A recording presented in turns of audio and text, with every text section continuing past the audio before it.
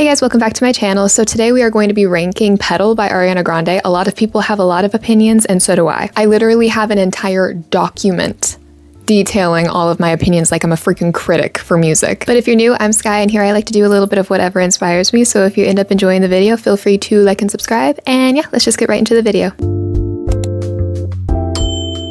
We have 5 tiers as always. At the very top, we have Just Let the Music Confiscate My Soul. I need this song to be playing all the time. It is literally helping me ascend to the 5th dimension. Right underneath that, we have You're Such a Dream to Me. I really like the song. It's still really great, but it's just right under, it's not gonna confiscate my body like the way the other ones are going to. And then we have the mid tier, Thank You Next. Thank you for the song, but I might just skip it. I might not. It's sort of just like at that mid-range. Right underneath that, we'll get through this, we'll get past this.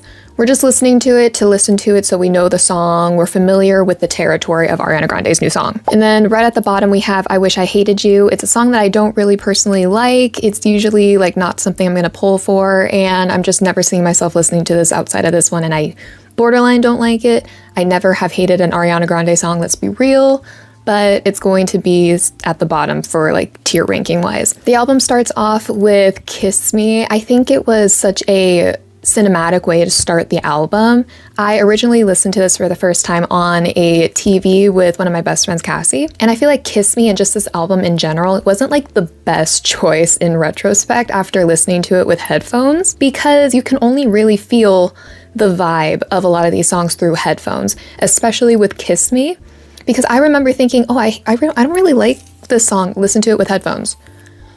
It's ethereal, for real. And the best way I can visually describe it, it feels like I am ascending into the aurora night sky. It has a very youthful and playful pre-chorus, which I love. And as always, I love her vocal production. I love that she does majority or all of the vocal production herself. I think she has a very distinct style with it, and it really shows on Kiss Me. One thing that I like specifically about the vocal production is that she kept like an echo or reverb or whatever it is, I'm not a singer, on throughout the entire chorus, and it just kept that magical ethereal feeling throughout the entire song after the intro music was so captivating. And I love the melody of the chorus too. It makes me feel like I'm in a montage of a coming of age film when like they're having their beautiful moment of self-discovery. It just feels so good. And because of those reasons, I'm going to put Kiss Me at Just Let This Music Confiscate My Soul. It was a perfect start, I feel like, with the long intro to the actual song, to getting into the lyrics. It was like an introduction to the album as a whole. Next on the track list is Hate That I Made You Love Me, and I don't like ranking singles that came out a while before the rest of the album along with the other songs on the album,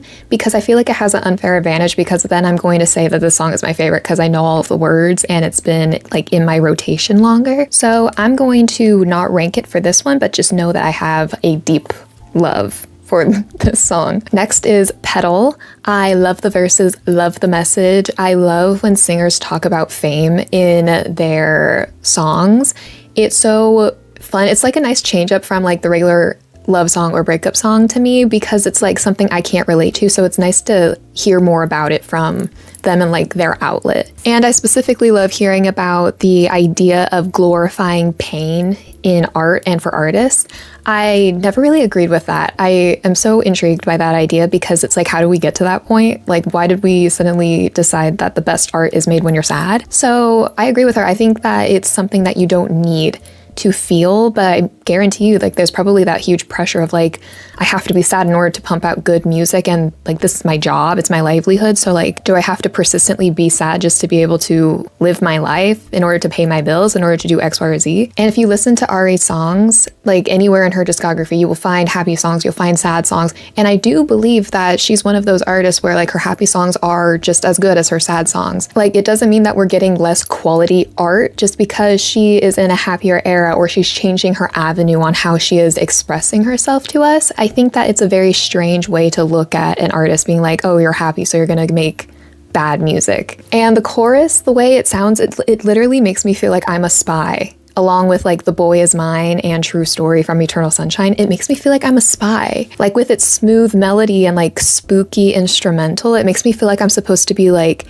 doing that montage of following my target around a city, very smooth, and I'm trying to like blend in. That's what it gives to me. I don't know if anybody else gets that, but that's how I feel about this song specifically and those other songs from Eternal Sunshine. And I love when artists do the whole, and they all say, and then like do some kind of ad lib in that. I think it's so fun. It's just like, it's very cheeky. It's cute. I think it's a very fun thing to do in music. Music doesn't have to always be serious. I feel like it's one of those things that are very fun to do, and I enjoy them when they're done well. But if it's done poorly and it changes the song too much to where it's like, oh, that's the thing that is just like the outlier of the vibe, then it sort of like ruins the song. So I think she did it in a very good way. I am not a victim. I'm practically drowning in my blessings.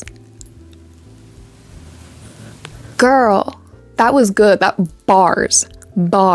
And so for all of these reasons, Petal is also going in the top tier, but I think I am going to put it after Kiss Me just because I love the ethereal feeling of Kiss Me. I just feel like that has me a little bit in a chokehold at the moment. Next is Stay, and all I can say is Ricky. I love the double meaning of stay in this song for her, because you can look at it as like, oh, it's just past relationships in general. She left those, so she wants to stay this time in this relationship. But you can also think about it as she got back with her ex and stay this time. Like the second time around, she wants to stay this time because she didn't the last time. And I think it's really cute. And the line, I don't want to be just another corrective experience. I bet her arm hurts because when she was writing some of these lyrics, it must have been on freaking fire, because what do you mean? Needless to say, when that came up, that had me gagged. I will say that this is my least favorite at the moment, but that doesn't mean it's a bad song. It's just my least favorite on the track list so far. I will say that it did feel a little bit like, okay, like we're just gonna get through it, but I do like it a little bit more than every time it will come on, I feel like it's dragging. So I'm not going to put it and we'll get through this, we'll get past this, because I'm not going to listen to the song and just wait for it to end. I feel like that's what I mean by that tier. So I'm going to put it in Thank You next. So it's just like mid-ground, you know? I can see myself enjoying it while it's on. And next on the track list is Oh Well. Girl, when she said that this was going to be written from a place that she doesn't normally write from, which is an unfiltered rage, I didn't think that we were going to get it this intense. And I love it. Oh Well, it has a very boppy melody, which I love. And I think it's a nice way to sort of soften, I guess, her message in it. I like the dichotomy between what she's talking about and how she is singing it, because she sings it so sweetly, but like the lines aren't sweet. I like how it has like an alien-like beat, but it also is very mellow. Like this is a very easy listen album, I feel like. The line, my dead ends are gathered round, dressed as friends.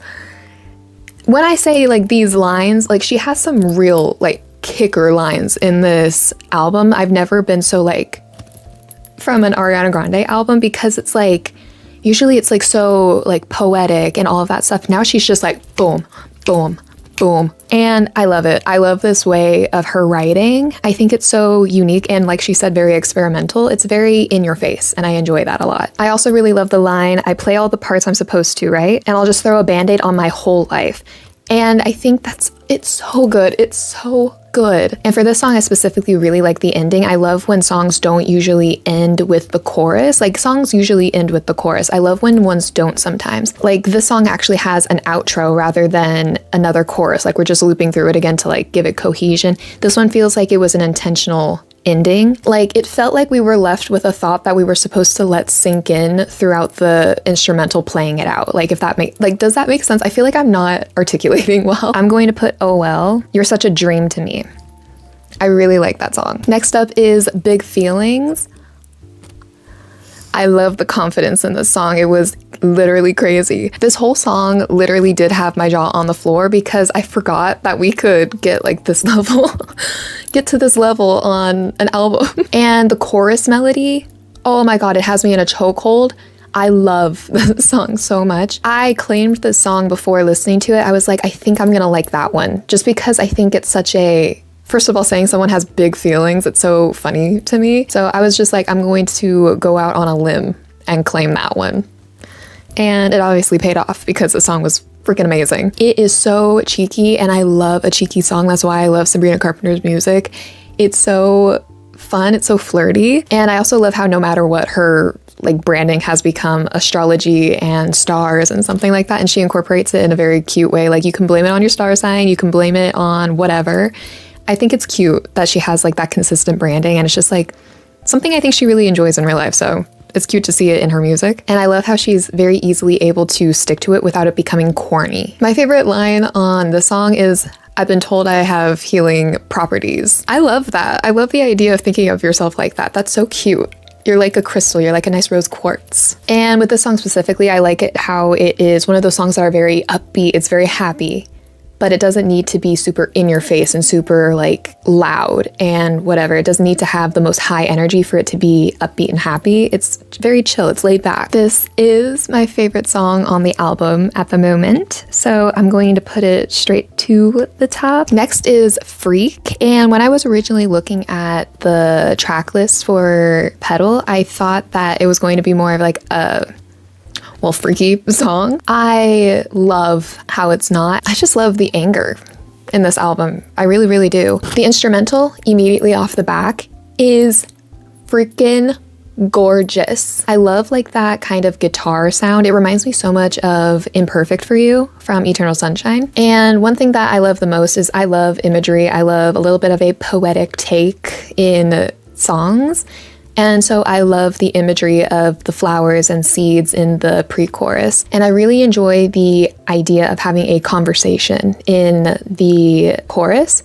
I think it's very interesting. I haven't really seen that been done much in music, so it was very cool to hear. And to me, it's like a conversation between her and the public. And I like how she's able to make it clear that it's a little bit of a conversation being had there through changing how her voice sounds by adding a little bit of a distortion and an echo on how the public is sounding during it. And she's more clear and sounding like herself when it's her lines, I guess. Like she sounded normal and like herself during the line of, I won't give you your fantasy this time, and then added effects to her vocals for the line of, can you do it now? Like the public asking her, like, can you do the thing that we want from you now? And I think it's really cool that she was able to do that, so, like to help people distinguish who was talking. That's what I think, at least, and I think that's cool. And because I think that's really cool, I'm a little sad that this one isn't my favorite. I just don't really love the melody in the chorus, and I want to say again that that doesn't mean that this is a bad song. If you like this song, that's great. It's just not my personal favorite, and I'm not going to not listen to the song. Like, are you crazy? If you like it, that's great. It's just not going to be like my personal favorite on the album, and that is okay. There is room for all of our opinions in this. Like, it's not something that I love, but I can definitely still appreciate it. Okay, because it's not my favorite, I'm going to put it in, we'll get through this, we'll get past this. Like, I love the verses, though.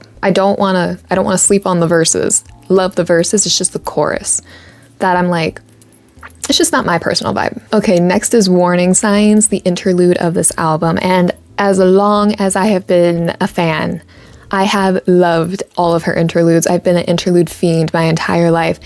She makes some really great ones, and I really do need her to release Baby Loves from the Dangerous Woman era.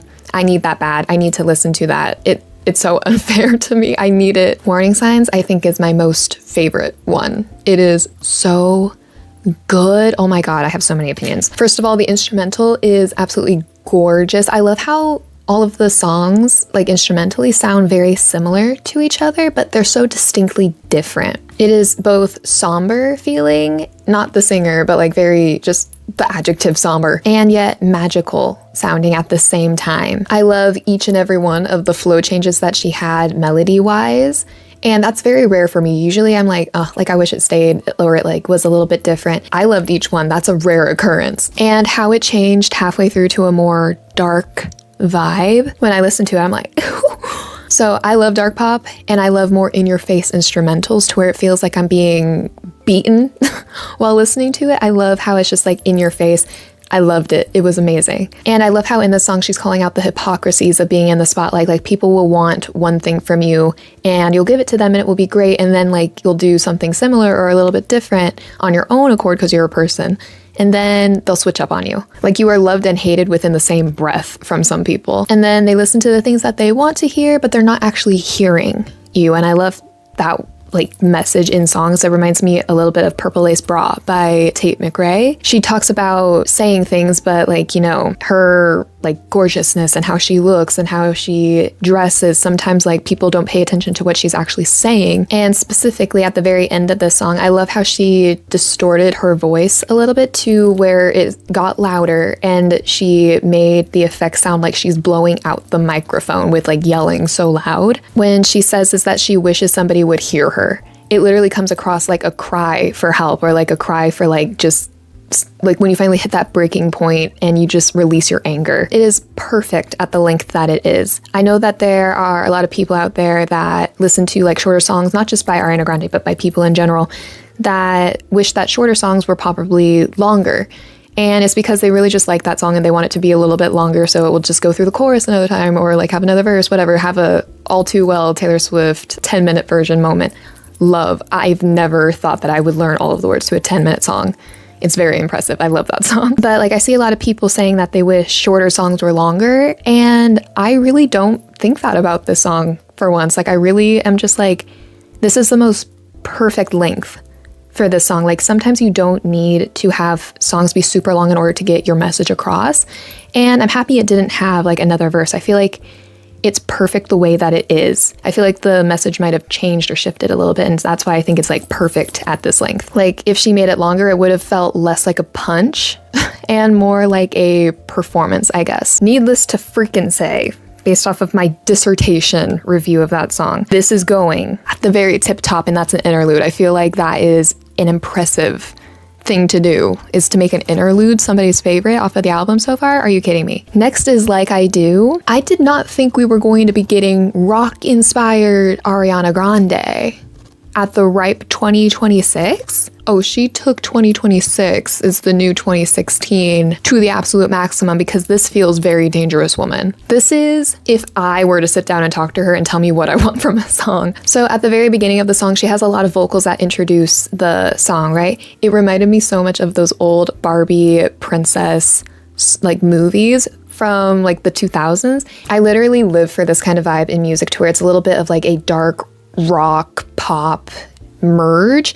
And I feel like it just like, Ari has never fully given like that vibe in her music before. It was only ever really like Dangerous Woman that had a little bit of that like, you know, rock feel to it in the background. I'm very happy to add another song to that, because it merges my worlds of like Ariana Grande pop and just like more dark feeling of pop. Like I live for dark pop feelings with like rock inspiration, so like I'm very happy to have one from her. And in the first verse, she says like, I'm still Grande, and we pronounce her last name Grande. And a while ago in like an interview, she was talking about how her grandpa would pronounce Grande as Grandy, and she pronounces it that way in the song. And I think it's a very cool callback to like her roots and her grandpa, and just like how it was originally pronounced in their family. Like I think she said Frankie was the one that changed it for branding to Grande instead of Grandy. I think it was Frankie that changed it, and then it just stuck, and that just became her stage name, and they became the Grandes instead of the Grandies. And I like how she just had a callback to just like how it was, you know? I think it's a very cute full circle embracing your childhood kind of moment in the song. It was both sweet and fierce with how she presented those lines, and I love it, because what do you mean? The beginning verse is, I'm making friends with my consequence, way up high like my consciousness, keep my heels tall, my ego small, but I'm still Grandy. She's beginning to remember who she is. And I've noticed that she really loves like a separate syllable kind of melody, to where it's like da da da da da da da, and each syllable is like very distinct from the next one. It's very like not blending together. It's very much like there's a period after each syllable that she is saying. Like it's a big theme with this album that she's doing that kind of melody at least once in most of the songs. Like for example, in the chorus, it's like extra, extra, buy one, take me. And I've just noticed that that's very distinct to this album. Like all of her other ones, she like rarely did that kind of melody, but this one, it's more like that like running line of cohesion throughout like pretty much all of the songs, or at least majority of them. I just think it's interesting to point out. For me, the verses definitely are the star of the song. Like the melody of the verses, and then the strong punch from the guitar and the drums in the background just supporting the melody that she has going on, is freakishly good. Like it's insane. It literally makes it feel like such a baddie song, and I love getting these kinds of songs from her. Like, what do you mean?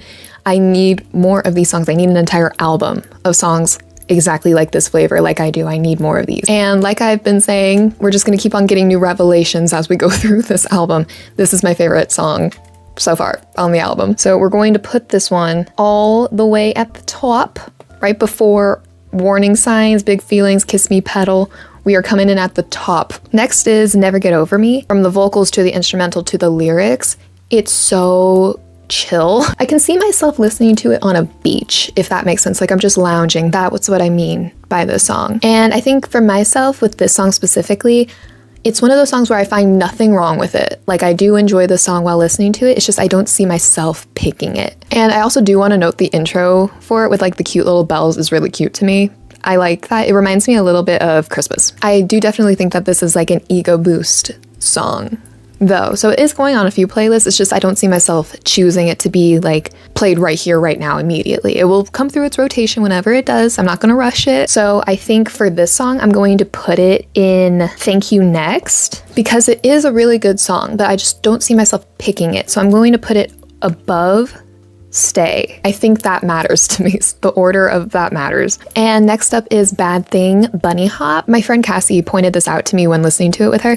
She said that it reminded her of The Weeknd, Save Your Tears, Blinding Lights era. It is so fun. It is so summer coded to me. And I looked up what bunny hop means like within this context, and I found out it's a derogatory term for people that quickly go from relationship to relationship. Like you're bunny hopping from like one to another. And I think it's interesting that she like calls it a bad thing liking this person in a romantic way. You're going into a new relationship. What is the public gonna think? So it's like that apprehensive attraction. In the back of your head, you're gonna be like, oh, that's gonna fuel the ideas, but I like this person. And I think this is a really good song to be talking about that topic. Like I never thought she would even touch something referencing it, so I think it's a very interesting way that she did do it. And I love the line, meet you by the staircase where we fell in love, let's do it twice. Ricky, Ricky, Ricky, Ricky. I love that. It is very cute. I am going to be listening to this while doing cardio on the treadmill. I feel like it's the perfect song to be doing that stuff to. It has such a beautiful beat. Disco pop is so good for cardio. If you are sleeping on that during cardio, ooh, you need to get on it. It keeps you with like the same momentum because they all have like the same beats per minute. Like this is a perfect running song to me. I think I'm going to put this one at the top, but after Warning Signs. So it's gonna go above Big Feelings, Kiss Me and Petal. And we have made it to the last song on the album, Nowhere Nobody. The chorus, quite literally, gives me goosebumps every time I listen to it. I love when it goes like from the verses, it has the instrumental behind it. And then at the beginning of the chorus, as soon as it starts, it's just her vocals and then it kicks back in. I love when artists do that and they isolate their vocals and then just keep that and cut out some of the instrumental.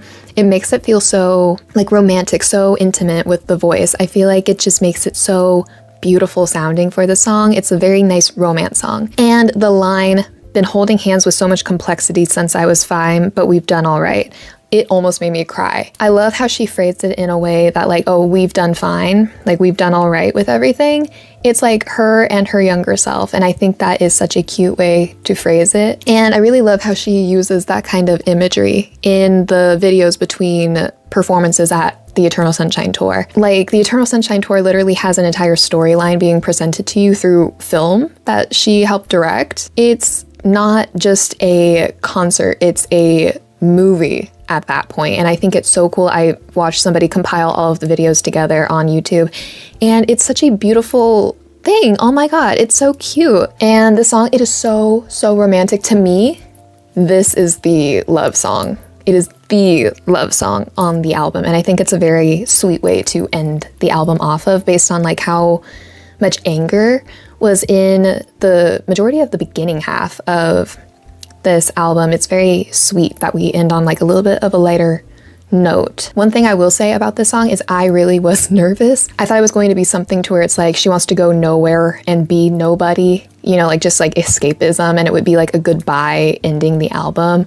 And I was very happy that it was not. Oh my God. So I'm going to put this song right before Big Feelings, after Bad Thing, Bunny Hop. I think this is a very well-rounded, responsible, and respectful ranking. Like always, all these songs, they're going to fluctuate depending on what I want in a given moment and like what phase of life I'm in. Like a different song, Freak, could very well become my favorite song at some point. It's just not today, and that's okay. But overall, I really like how this album was about exploring her experiences with fame and like the downside and the harshness of it, and sort of like the complicated relationship she has with it. A lot of the time she says like, this happened, so it's like an unfair thing for you to put me through. Like it sucks how you treat me sometimes. However, but I can't imagine my life without this, or like you guys in it. Like I crave this relationship. I think it's interesting that she talked about that throughout the entire album, but also talked about finding love and falling in love in the midst of it. Like, she truly is a lover girl, and I love to see it. I love to hear it. And Just Let the Music Confiscate My Soul, we have at the top, Like I Do, Warning Signs Interlude, Bad Thing, Bunny Hop, Nowhere Nobody, Big Feelings, Kiss Me, and Petal. Basically, the whole album is in this tier. And then You're Such a Dream to Me, we have Oh Well. I feel like that's gonna end up being a little bit higher, like the more I listen to it. And then in Thank You Next, we have Never Get Over Me, followed by Stay. And then We'll Get Through This, We'll Get Past This, we have Freak. And then we have Nothing in I Wish I Hated You. But yeah, that is my ranking for Petal by Ariana Grande. If you guys enjoyed, feel free to like and subscribe.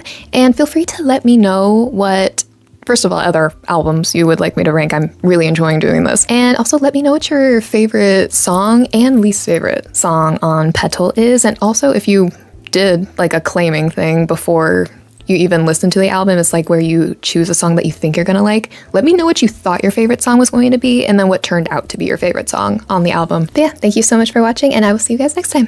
Bye bye.